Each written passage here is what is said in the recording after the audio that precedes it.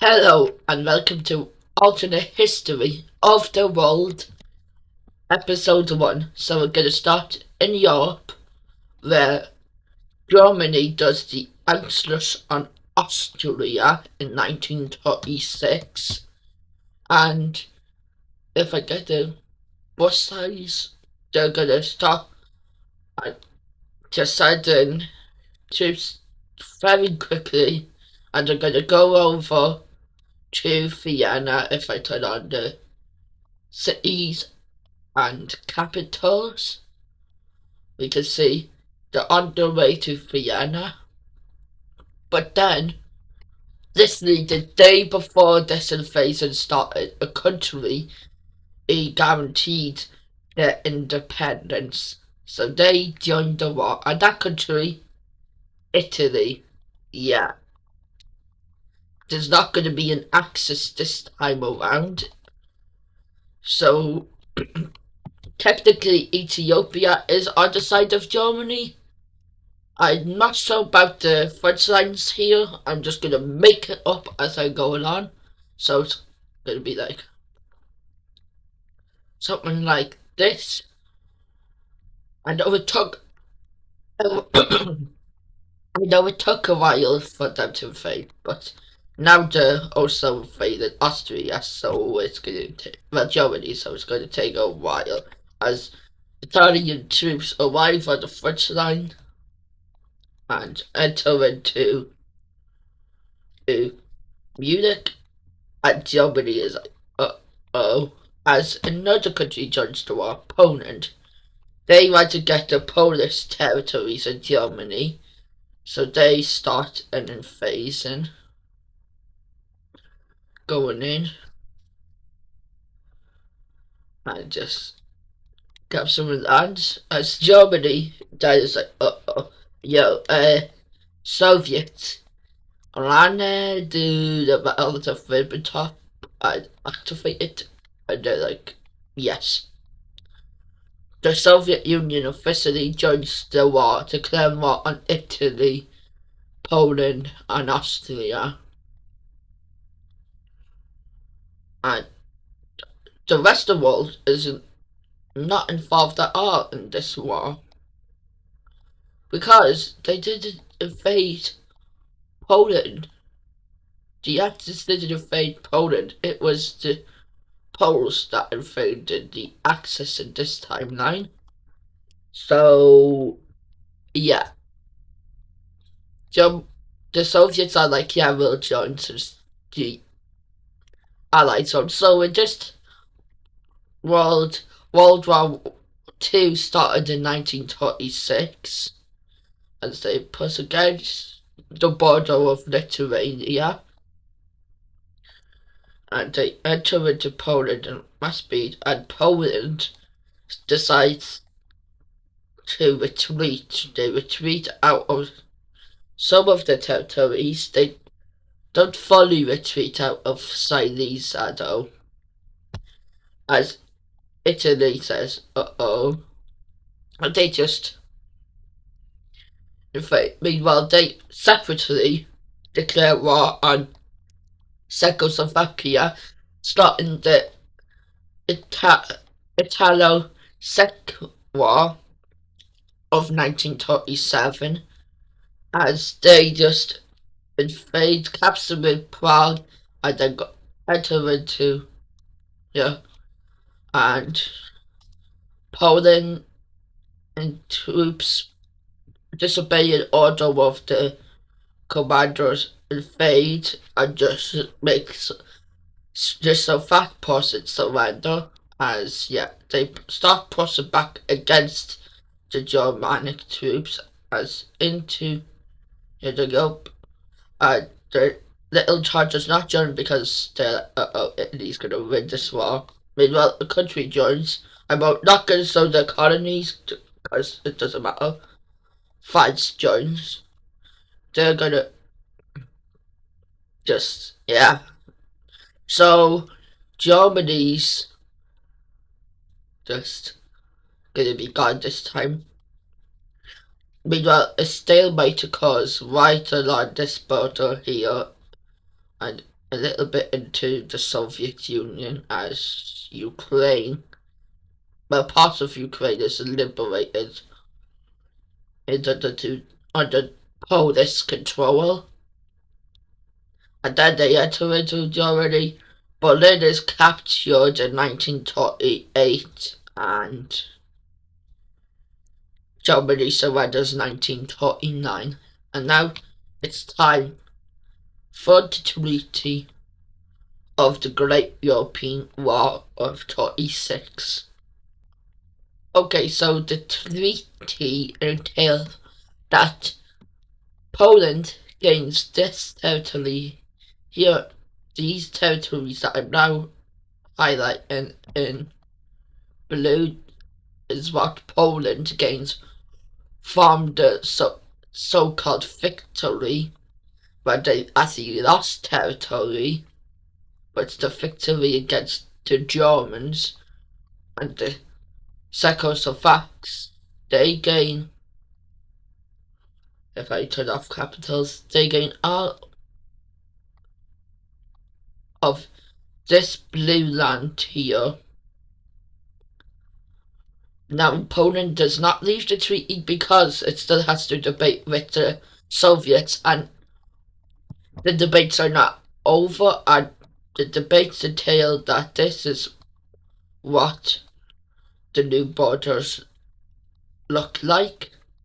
So, there's a free and independent Ukrainian Republic, and then Russia annexes some Polish Belarusian territories in the northwest. And now the states of Poland and Ukraine leave the treaty along with the Soviet Union. The Soviet Union has no more impact on this treaty, so they just leave the war with more land lost than land gained. And then into Central Europe we go, as France gains the Saarland in very economical territory that they've wanted for a while, as the trees of Czechian and Slovakian nations, in specifically Bohemia, Moravia, and Slovakia. And Saxony gains independence. The Rhineland Republic is a protectorate of France along with Baden-Württemberg.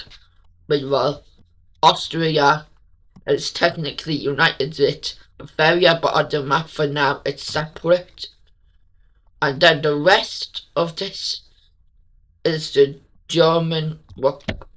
North German Republic of Greater Brandenburg and Prussia.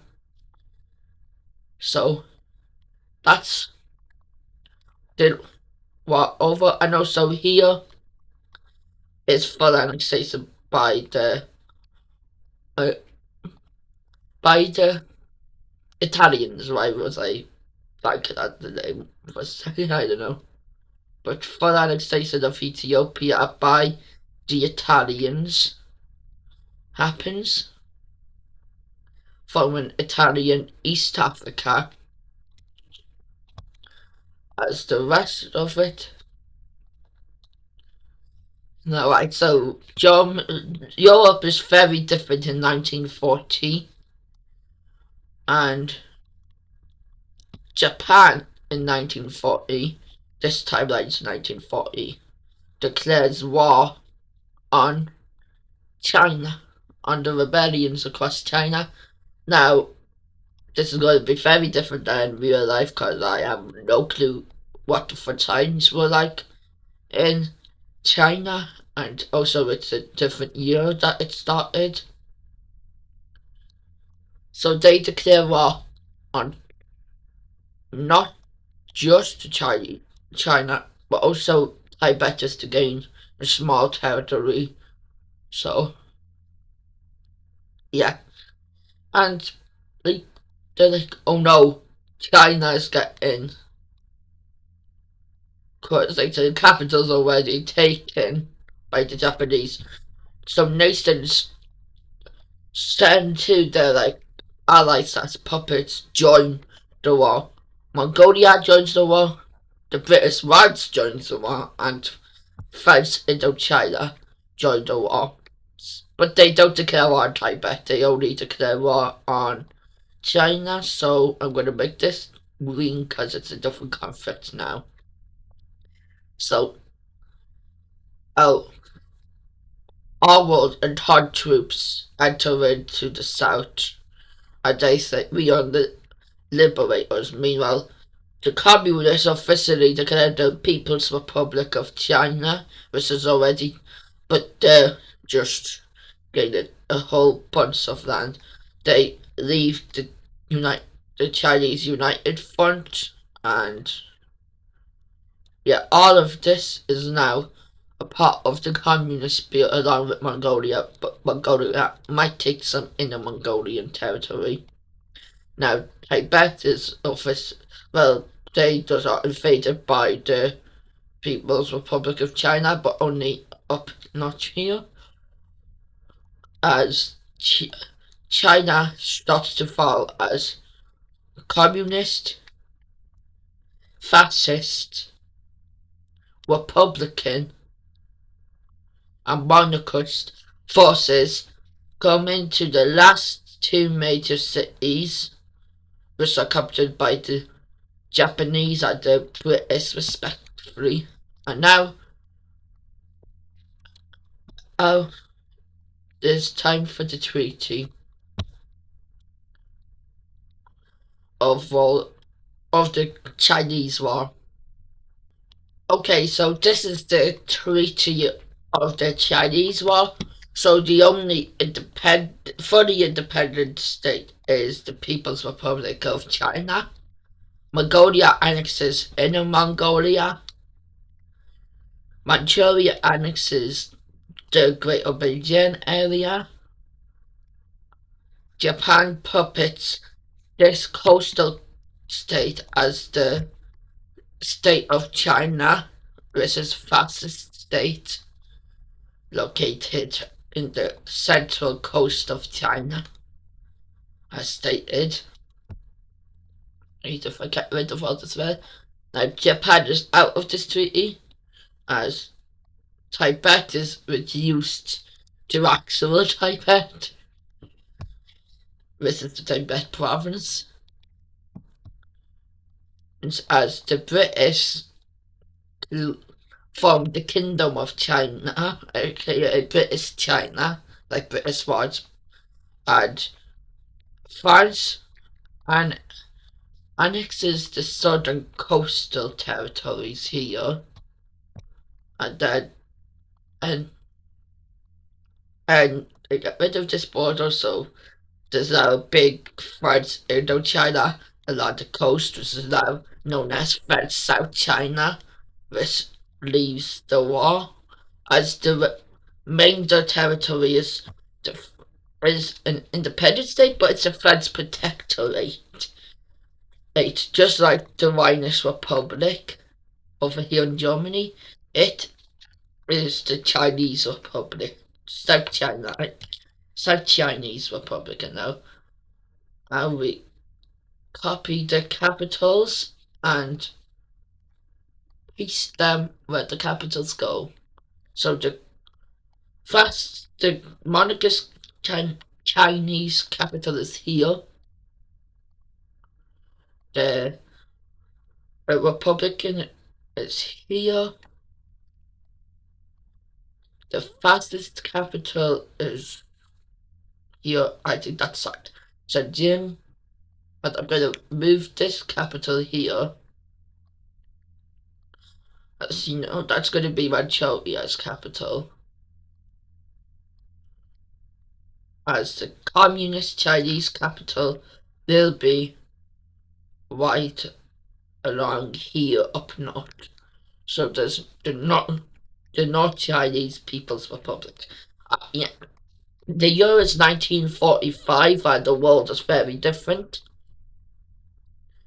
as an alliance forms, if I duplicate the layer, this actually, I'm actually gonna do it how these Pro does his Rixo alliances. We're gonna have it. So the square alliance is gonna form between France and Poland.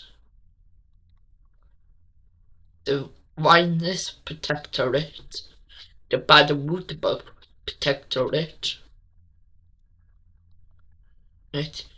Romania, Yugoslavia,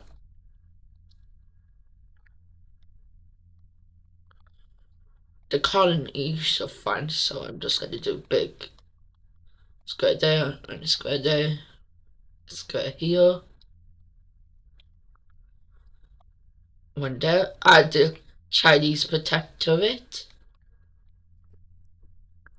So all of these nations from the post and add Ukraine, the Ukrainian Protectorate. All of these from the first alliance in this video. And then the second alliance in an anti-square alliance forms the circle alliance between Italy, Austria, Bavaria, Italian Bohemia,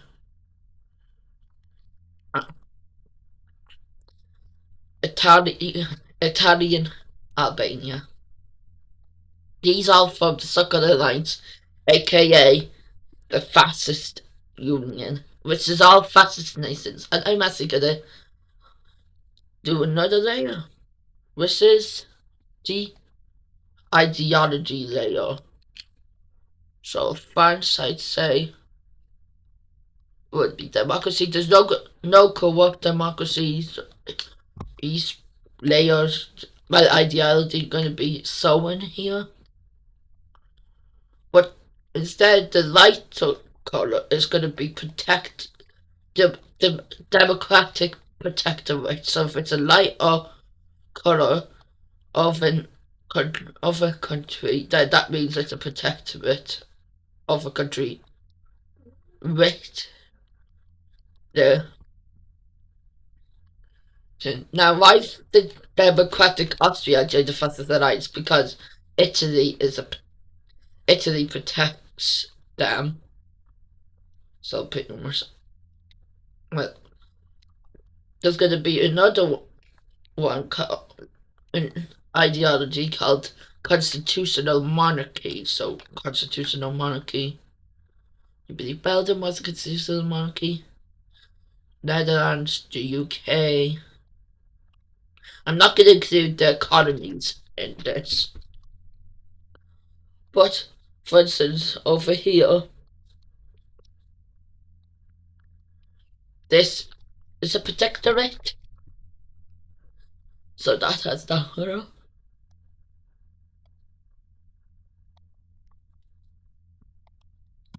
Let me just, so this is the same color. Yeah. And since this China is a constitutional monarchy protectorate, so there's that.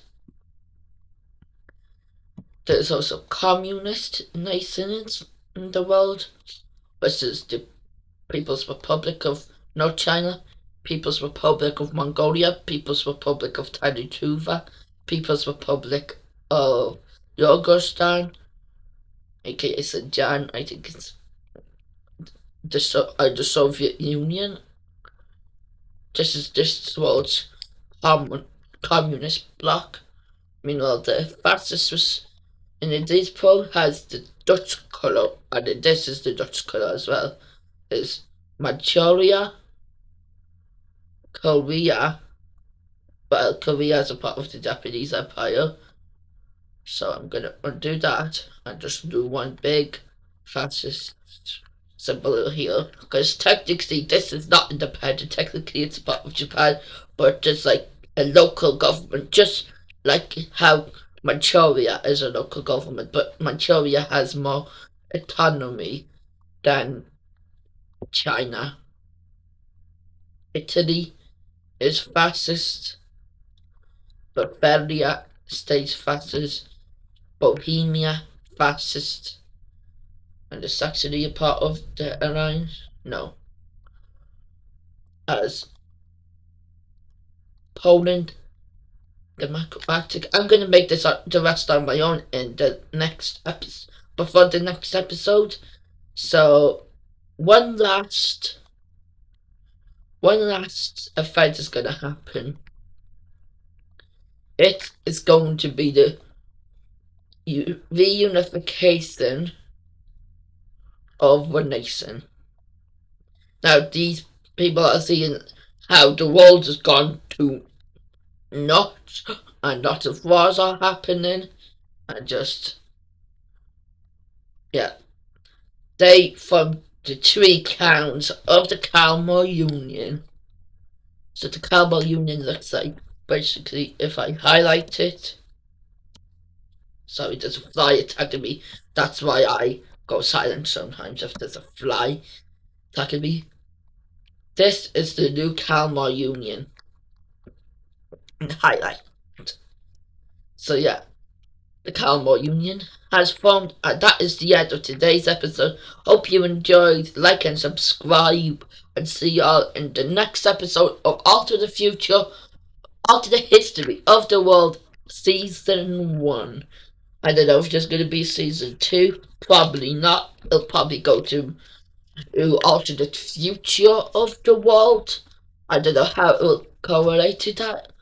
And then it will go to Wixel, maybe? And then whatever Wixel Season 2, if I do a Season 2 of Wixel. So, yeah, there'll be a series. And the series will be my main videos uploaded unless I come up with an idea. So, yeah, that is it. Goodbye.